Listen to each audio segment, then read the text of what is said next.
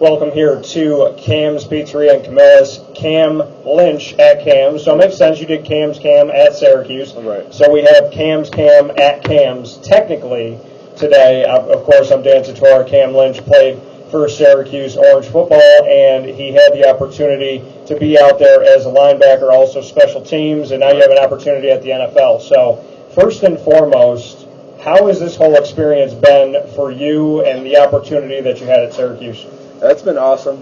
Great fan base. It's relaxing. We moved to the ACC, so that was awesome. Being able to play at home, at Clemson or, North NC State, so Georgia Tech, so close to the South, and that was awesome. That transition there. So, it was just a great experience overall.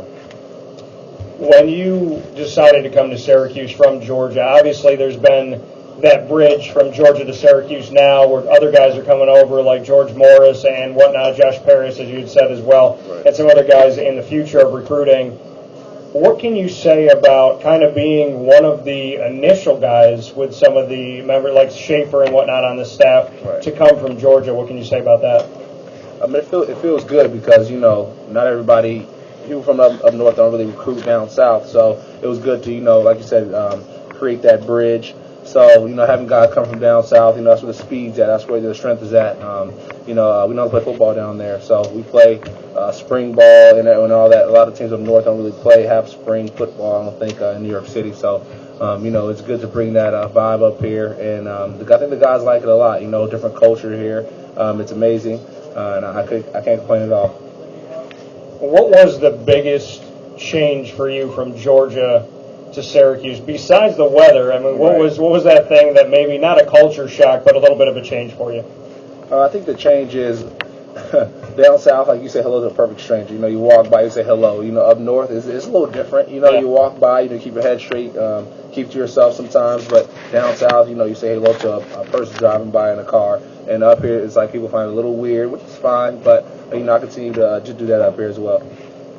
Now, with Syracuse and the opportunity that you got to come here, you have been through different staffs. And, you had Doug Marrone and everybody that he brought, and then you followed with Scott Shafer, who was your defensive coordinator, and moved over. What was the biggest change for you that you had to get accustomed to going from Marrone to Shafer?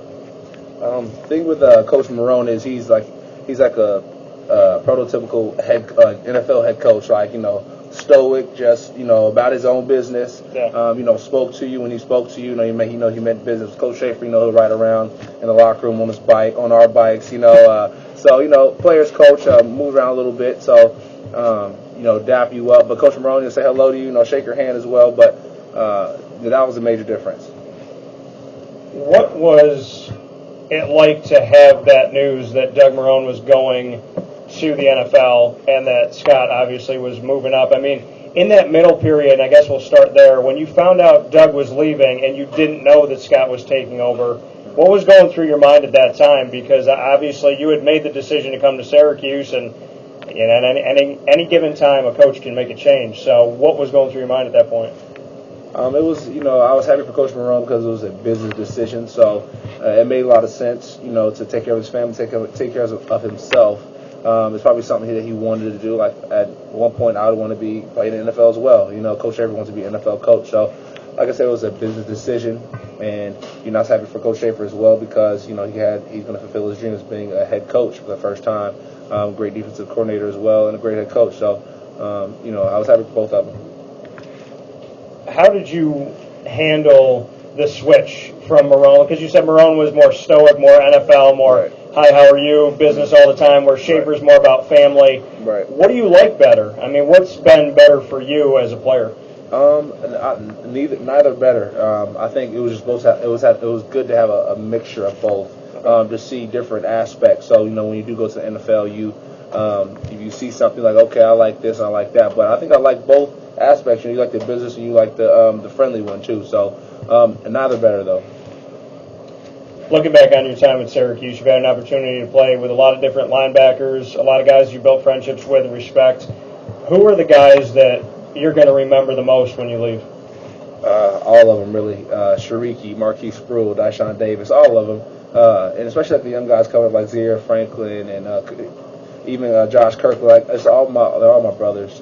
We spend a lot of time together, a lot of time in the film room. So a lot of these memories, Zach McCarroll, Llewellyn Coker, the list goes on. So all these memories, they won't fade at all. So I remember all of them.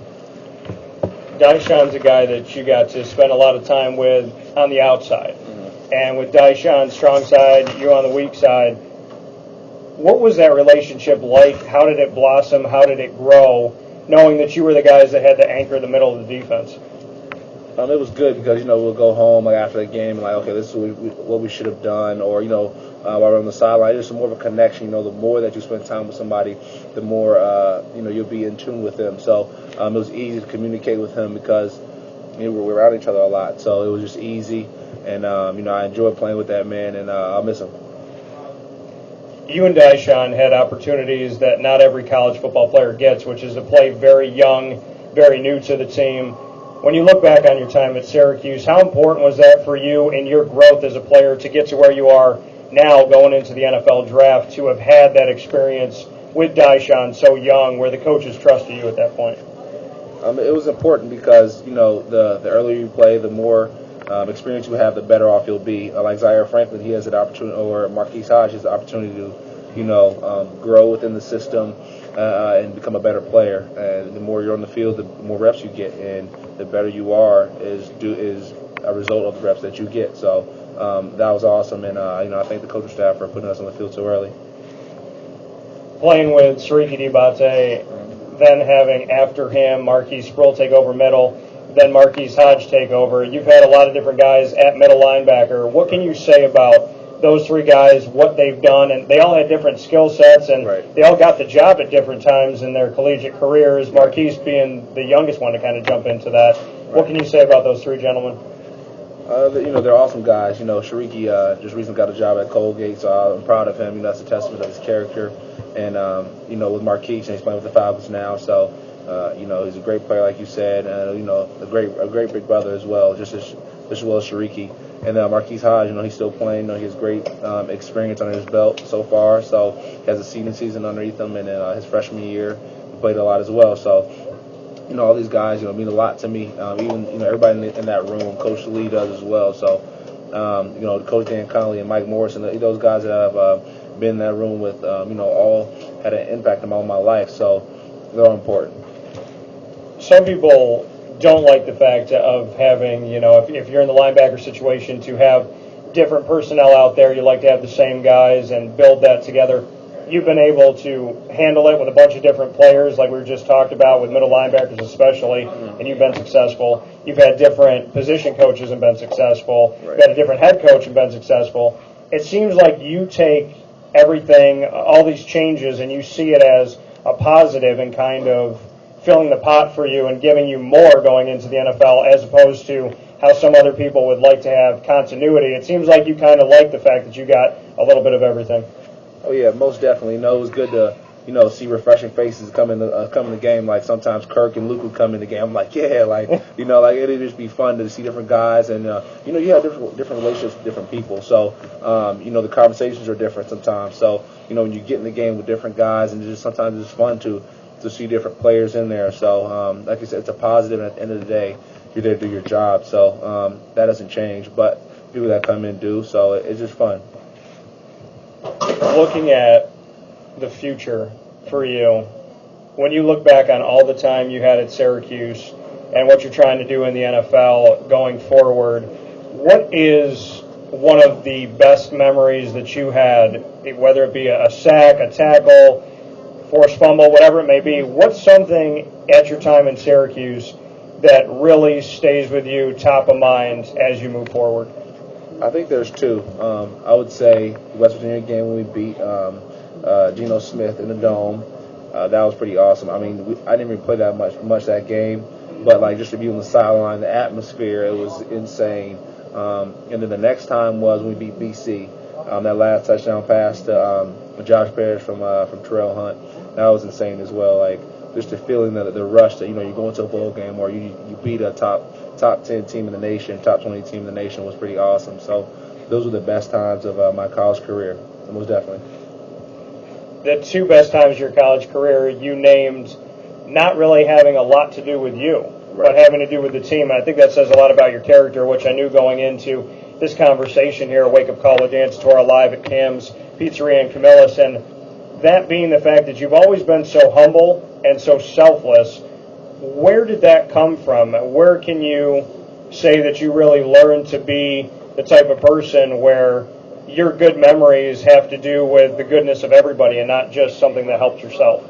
I mean, I feel like it's distilled since I was, at a young age. My mom, my dad, being raised by them, just being, like I said, being humble and just, keeping your nose to the grindstone. So, and also Coach Lee helped out with that a lot as well. He didn't really like dancing on the field or anything like that. So he wanted us to be humble and respect our opponents. So I feel like that's a lot to do with people that your upbringing. So my parents and Coach Lee did a great job, and my upbringing. We'll get into your family later on here from Cam's Pizzeria in Camillus.